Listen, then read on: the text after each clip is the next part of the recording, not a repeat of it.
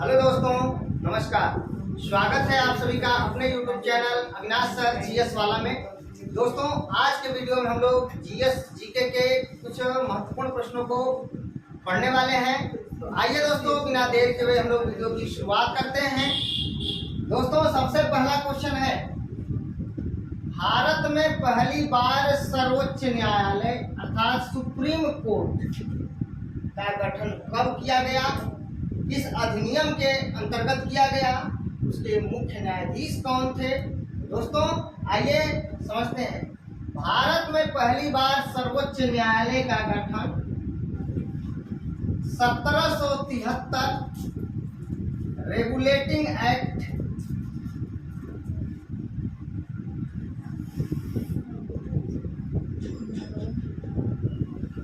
1773 regulating act के तहत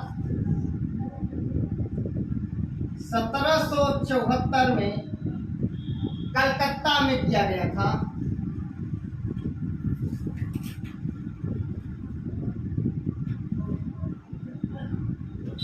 ध्यान रखिएगा, क्वेश्चन जब पूछा जाए कि भारत में पहली बार सर्वोच्च न्यायालय का गठन किस अधिनियम के अंतर्गत किया गया, किस एक्ट के अंतर्गत किया गया, तो 1773 रेगुलेटिंग एक्ट के तहत कब किया गया, 1774 में किया गया। और कहाँ किया गया, कलकत्ता में किया गया। दोस्तों, इसके मुख्य न्यायाधीश यानी पहले मुख्य न्यायाधीश जो प्रथम मुख्य न्यायाधीश थे sir Elijah Impey. Sir Elijah Impey.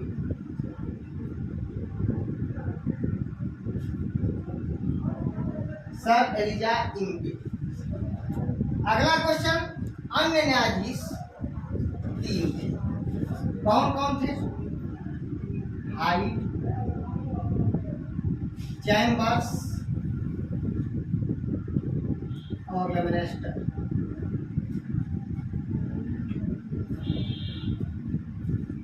इसका आप चाहें तो ट्रिक ले सकते हैं, HCL। तो ध्यान रखिएगा, H से हाइट, C से चैम्बर्स, L से वेस्टमिंस्टर। तो यहाँ पर ध्यान रखिएगा, पहला क्वेश्चन कि भारत में पहली बार सर्वोच्च न्यायालय अर्थात सुप्रीम कोर्ट का गठन किस अधिनियम के अंतर्गत किया गया, 1773 रेगुलेटिंग एक्ट के तहत किया गया। अगला क्वेश्चन कि भारत में पहली बार सुप्रीम कोर्ट अर्थात सर्वोच्च न्यायालय का गठन कहाँ किया गया, कलकत्ता में किया गया। और भारत में सर्वोच्च न्यायालय का गठन पहली बार कब किया गया, 1774 में किया गया। अगला प्रश्न एक और बता देता हूँ कि जब भारत में पहली बार सर्वोच्च न्यायालय का गठन किया गया तब उस समय बंगाल का गवर्नर जनरल कौन था, तो वारेन हेस्टिंग्स। उस समय गवर्नर जनरल, लिख देता हूँ यहीं पे, उस समय गवर्नर जनरल वारेन हेस्टिंग्स थे।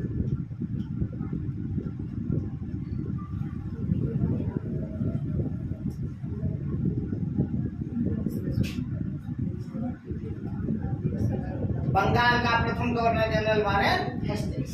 चलिए आगे बढ़ते हैं। मुख्य न्यायाधीश यानी सुप्रीम कोर्ट अर्थात सर्वोच्च न्यायालय के प्रथम मुख्य न्यायाधीश कौन थे, सर एलिजा इम्पे। और अन्य न्यायाधीश कौन थे, हाइट, चैम्बर्स और वेस्टमिंस्टर। क्वेश्चन अगर कभी पूछ दे कि निम्नलिखित में से कौन सुप्रीम कोर्ट का न्यायाधीश नहीं था, हाइट, चैम्बर्स, वेस्टमिंस्टर और रूट नहीं था। इस तरह से क्वेश्चन पूछे जा सकते हैं। अब देखते हैं अगला क्वेश्चन। दोस्तों, भारत में पहली बार संघीय न्यायालय, जिसको फेडरल कोर्ट कहते हैं, का गठन किस अधिनियम के अंतर्गत किया गया, तो याद रखिए, भारत शासन अधिनियम। भारत शासन अधिनियम 1935 के अंतर्गत किया गया। भारत शासन अधिनियम 1935 के अंतर्गत किया गया। और कब किया गया, याद रखिए, 1 अक्टूबर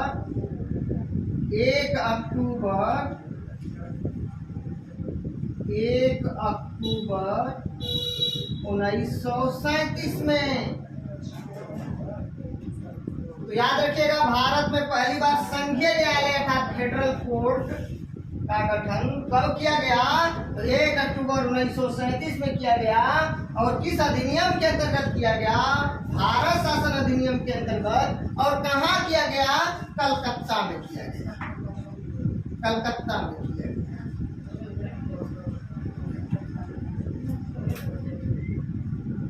अगले क्वेश्चन की बात करते हैं। क्वेश्चन पूछेगा कि भारत में संघीय न्यायालय के प्रथम मुख्य न्यायाधीश कौन थे? मॉरिस गोयर। याद रखिए, मॉरिस गोयर।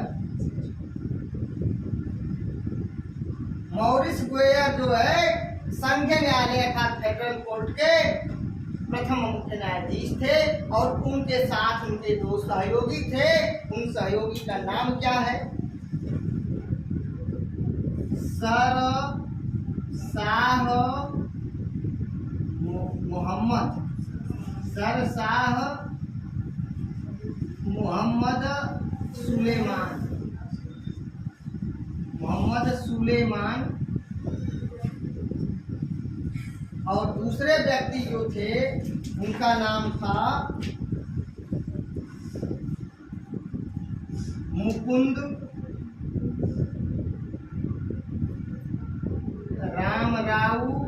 रामराव जयकर।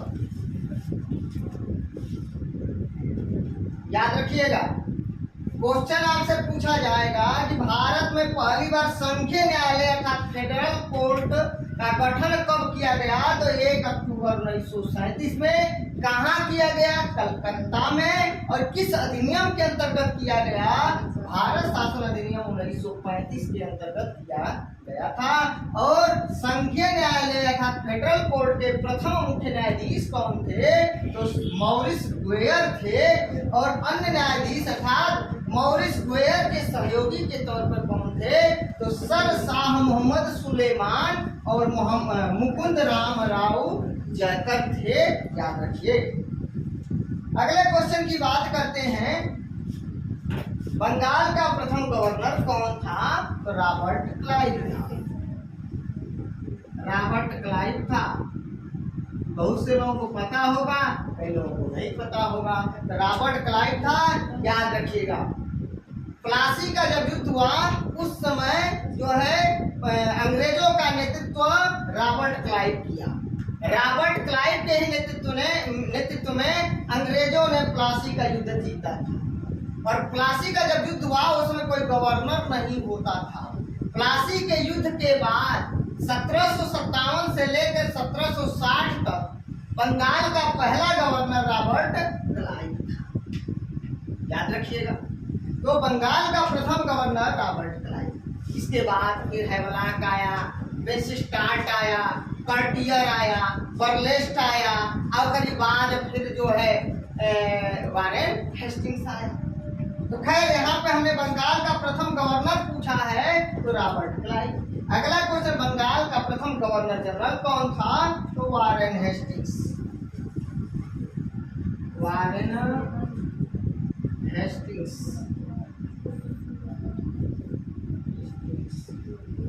और याद रखिएगा, 1773 रेगुलेटिंग एक्ट के तहत बंगाल के गवर्नर को बंगाल का गवर्नर जनरल कहा जाने लगा। और साथ में बम्बई और मद्रास को भी शामिल कर दिया गया। तो याद रखिएगा, बंगाल का प्रथम गवर्नर रॉबर्ट क्लाइव और 1773 रेगुलेटिंग एक्ट के तहत बंगाल का प्रथम गवर्नर जनरल वारेन हेस्टिंग्स को बनाया गया था। इतना महत्वपूर्ण प्रश्न जरूर याद रखिएगा। आगे बढ़ते हैं दोस्तों। बाल, नाखून, सींग तथा ऊन में कौन सा प्रोटीन पाया जाता है? तो कीरेटिन। याद रखिएगा, कीरेटिन। गाजर में कैरोटीन मिलता है, लेकिन नाखून, बाल, सींग तथा ऊन में कीरेटिन पाया जाता है, जो एक प्रोटीन है। एक क्वेश्चन और पूछा जाता है, केसीन, कीरेटिन बालों में, नाखून में और सींग में, ऊन में पाया जाता है। केसीन जो है के कारण दूध का रंग धवल होता है, सफेद होता है। और केसीन भी एक क्या है? प्रोटीन है। केसीन भी एक प्रोटीन है। और जो दूध होता है, दूध का रंग श्वेत या धवल, पेपर में दे देगा श्वेत। दूध का रंग क्यों होता है, किसके कारण होता है? तो केसीन के कारण। धवल क्यों होता है? तो भाई केसीन के कारण। केसीन क्या है? तो एक प्रोटीन है। और याद रखिएगा कि दूध जो है, गाय का दूध हल्का हल्का पीला होता है। तो याद रखिएगा केसीन के साथ साथ उसमें कैरोटीन मिला होता है। तो केसीन के साथ साथ कैरोटीन मिला होता है, इसलिए गाय का दूध सफेद के साथ साथ, धवल के साथ साथ हल्का पीला भी होता। आगे बढ़ते हैं। झूठ पकड़ने वाली मशीन को क्या कहा जाता है? झूठ पकड़ने वाली मशीन को क्या कहा जाता है? मशीन का नाम क्या है? पॉलीग्राफ। पॉलीग्राफ कहाँ मिलता है? पॉलीग्राफ सरकार के पास है, ठीक है। बड़े बड़े अपराधियों को पकड़ने के लिए या जो उनका सच उगलवाने के लिए कभी कभी जो है पॉलीग्राफ टेस्ट कराया जाता है। तो क्वेश्चन पूछ लिया जाता है, झूठ पकड़ने वाली मशीन को क्या कहा जाता है? पॉलीग्राफ। और याद रखिएगा, किसी व्यक्ति झूठ बोल रहा है, उस झूठ को पकड़ने के लिए लाइव डिटेक्ट उसको बोलते हैं, लाइव डिटेक्टर मशीन अर्थात पॉलीग्राफ। तो सीधा अपने पेपर में यही पूछा जाता है कि झूठ पकड़ने वाली मशीन को क्या कहता है? पॉलीग्राफ। चलिए आगे देखते हैं। भारत के प्रथम ऐसे राष्ट्रपति कौन थे जो पूर्व में लोकसभा अध्यक्ष थे? तो नीलम संजीवा रेड्डी। नीलम संजीवा रेड्डी। संजीवा रेड्डी या संजीवा रेड्डी, याद रखिएगा कि भारत के पहले ऐसे निर्विरोध राष्ट्रपति हैं, ठीक है। भारत के पहले निर्विरोध निर्वाचित होने वाले राष्ट्रपति हैं नीलम संजीवा रेड्डी।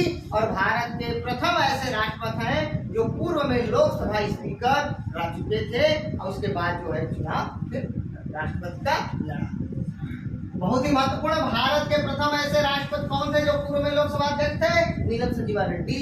और भारत के पहले ऐसे राष्ट्रपति यानी जैल सिंह थे जो पूर्व में गृह मंत्री पद को भी शोभित, अर्थात गृह मंत्री थे, बाद में राष्ट्रपति चुने गए, यानी जैल सिंह।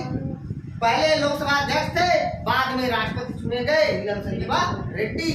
एक बार चुनाव हार कर दूसरे बार निर्विरोध जीतने वाले व्यक्ति हैं नीलम संजीवा रेड्डी। नीलम संजीवा रेड्डी को किसने हराया था? बीबी गिरी ने हराया था, या बीबी गिरी ने नीलम संजीवा रेड्डी को हराया था। ये याद रखिएगा 1969 के राष्ट्रपति के चुनाव।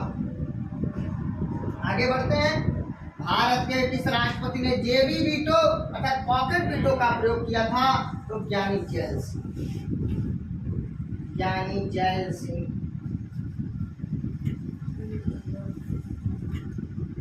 कब? 1986 में।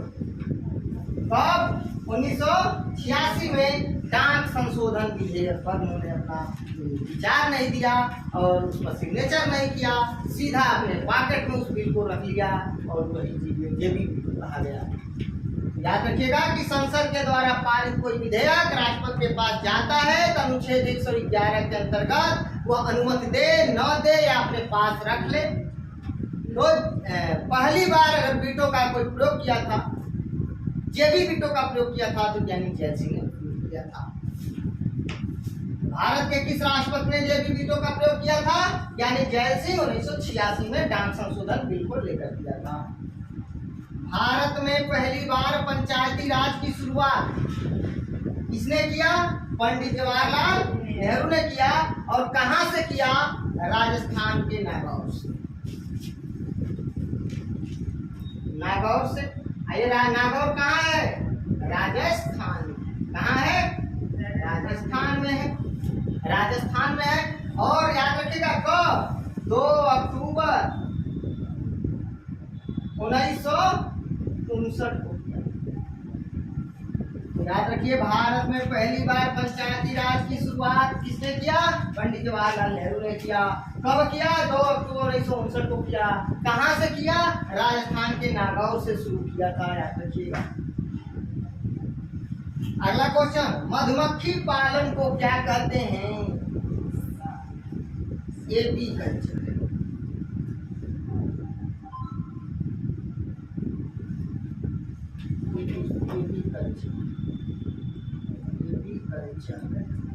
मधुमक्खी पालन को कहते हैं एपी कल्चर।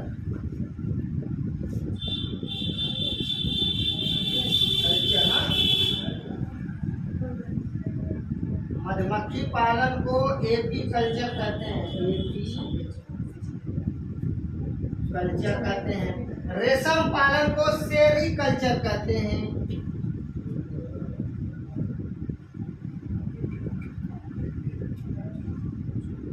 अंगूर की खेती को क्या कहते हैं? वीटी कल्चर कहते हैं। VT culture. घासों के अध्ययन को क्या कहते हैं? एग्रेस्टोलॉजी कहते हैं। फलों के अध्ययन को पोमोलॉजी कहते हैं। वृद्धों के अध्ययन को जेरेंटोलॉजी कहते हैं। Gerontology, gerontology. अगला क्वेश्चन है, चाय की खेती के लिए कौन सी मिट्टी सर्वाधिक उपयुक्त होती है? तो लैटेराइट मिट्टी। लैटेराइट मिट्टी, लैटेराइट। लैटेराइट मिट्टी याद रखिएगा। चाय की खेती के लिए असम प्रसिद्ध है। चाय उत्पादन में प्रथम स्थान असम का है। चाय क्वेश्चन की बात करते हैं, कपास तथा सूर्यमुखी के लिए कौन सी मिट्टी सर्वाधिक उपयुक्त होती है? दोस्तों काली मिट्टी, और काली मिट्टी को रेगुर मिट्टी भी कहा जाता है, याद रखिएगा। रेगुर मिट्टी, और पेपर में रेगुर मिट्टी ज्यादा और कपास काली मिट्टी कम दिया रहता है, याद रखिएगा। क्योंकि काली मिट्टी को ही रेगुर मिट्टी कहा जाता है। तो कपास तथा सूर्यमुखी की खेती के लिए रेगुर मिट्टी यानी काली मिट्टी सर्वाधिक उपयुक्त होती है। अगला क्वेश्चन है कि राष्ट्रपति द्वारा सुप्रीम कोर्ट से सलाह मांगना, अर्थात राष्ट्रपति महोदय सुप्रीम कोर्ट से किस अनुच्छेद के अंतर्गत सलाह मांगते हैं? अनुच्छेद 143 अर्थात 143 के अंतर्गत। अनुच्छेद 143 के अंतर्गत सुप्रीम कोर्ट से राष्ट्रपति महोदय सलाह मांग सकते हैं। और कपास तथा सूर्यमुखी के लिए काली मिट्टी अर्थात रेगुर मिट्टी उपयुक्त होती है। अगला क्वेश्चन है, पुलिकट झील बहुत इंपॉर्टेंट है। पुलिकट झील किसकी सीमा पर स्थित है? यानी पुलिकट झील किसकी सीमा पर स्थित है, मतलब किन राज्यों की सीमा पर स्थित है? याद रख लीजिए, आंध्र प्रदेश और तमिलनाडु। आंध्र प्रदेश और तमिलनाडु।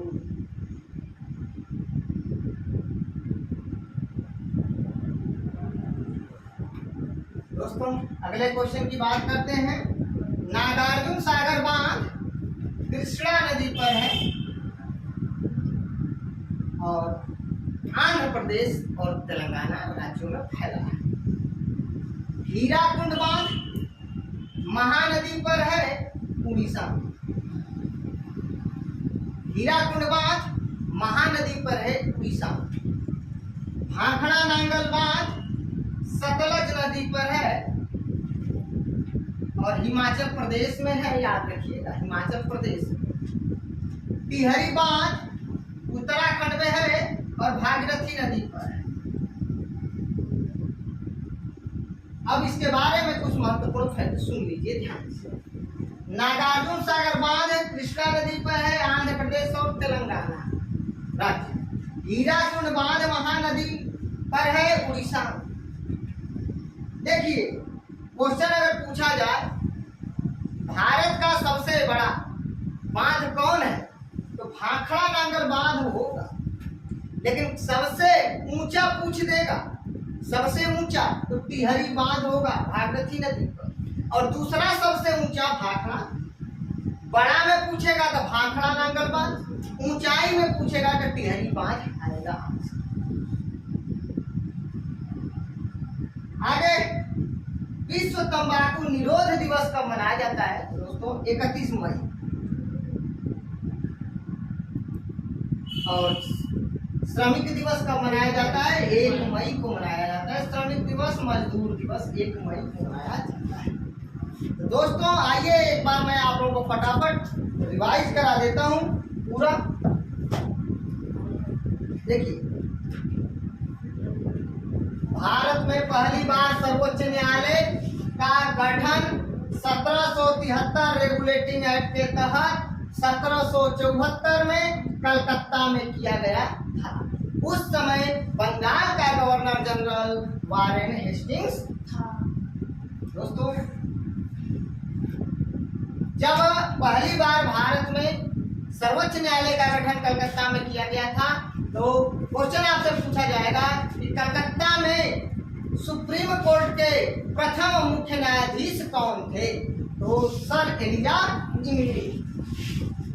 और क्वेश्चन पूछा जाएगा कलकत्ता में जब सुप्रीम कोर्ट का गठन 1774 में किया गया था, तो उस समय वह कितने सदस्य था?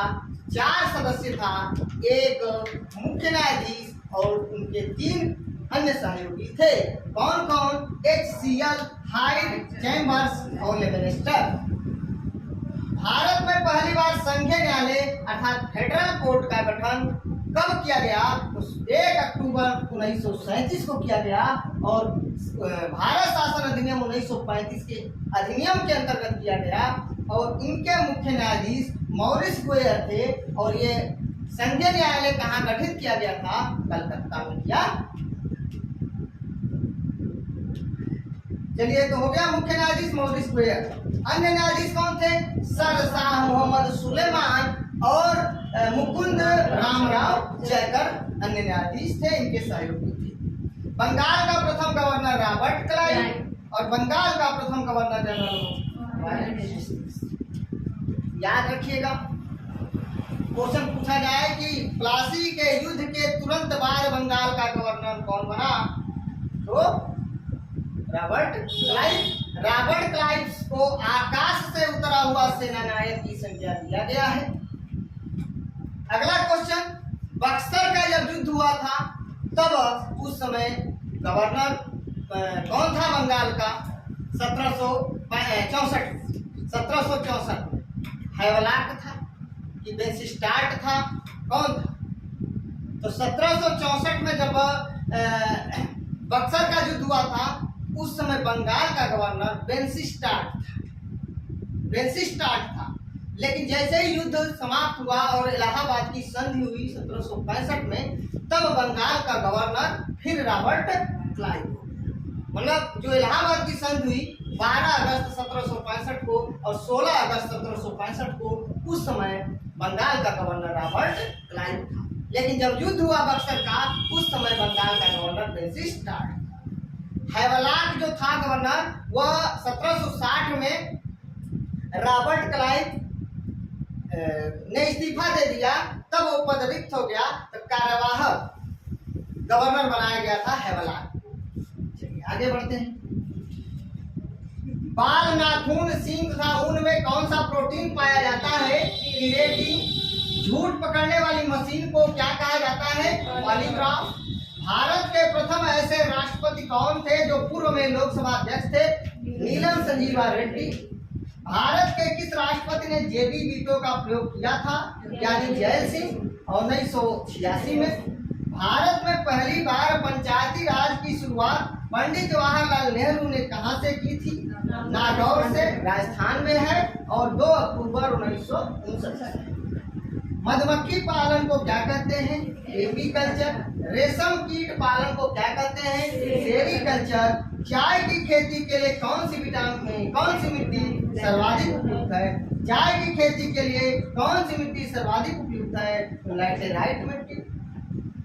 कपास तथा सूर्यमुखी के लिए कपास तथा सूर्यमुखी के लिए कौन सी मिट्टी सर्वाधिक उपयुक्त होती है? काली मिट्टी या रेगुर मिट्टी? राष्ट्रपति द्वारा सुप्रीम कोर्ट से सलाह इस अनुच्छेद के अंतर्गत मांगा जाता है, अर्थात अनुच्छेद 143 के अंतर्गत। अनुच्छेद 143 के अंतर्गत राष्ट्रपति सुप्रीम कोर्ट से सलाह मांग सकते हैं, और जब राष्ट्रपति महोदय सुप्रीम कोर्ट से सलाह मांगेंगे तभी वो सलाह देंगे, अपने मन से वो सलाह नहीं देंगे। पुलिकट झील किसकी सीमा पर स्थित है? दोस्तों, पुलिकट झील जो है आंध्र प्रदेश और तमिलनाडु की सीमा पर स्थित है। नागार्जुन सागर बांध कृष्णा नदी पर है, आंध्र प्रदेश और तेलंगाना में। हीराकुंड बांध महानदी पर है, उड़ीसा में। भाखड़ा नांगल बांध सतलज नदी पर है, हिमाचल प्रदेश में। टिहरी बांध भागीरथी नदी पर है, उत्तराखंड में है। भारत की सबसे ऊंची जो है ऊंचा बांध, भारत का सबसे ऊंचा बांध टिहरी बांध है, उत्तराखंड में। और भारत का दूसरा सबसे ऊंचा भाखड़ा नांगल है, लेकिन भारत का सबसे बड़ा बांध कहेंगे, सबसे बड़ा बांध तो भाखड़ा नांगल बांध होगा। विश्व तंबाकू निरोध दिवस 31 मई और श्रमिक दिवस, मजदूर दिवस 1 मई को मनाया जाता है। दोस्तों, अगर स्क्रीनशॉट लेना चाहें तो स्क्रीनशॉट ले सकते हैं।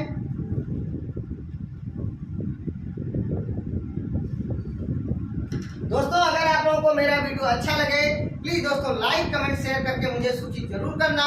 मिलते हैं नेक्स्ट वीडियो में, तब तक के लिए नमस्कार, धन्यवाद।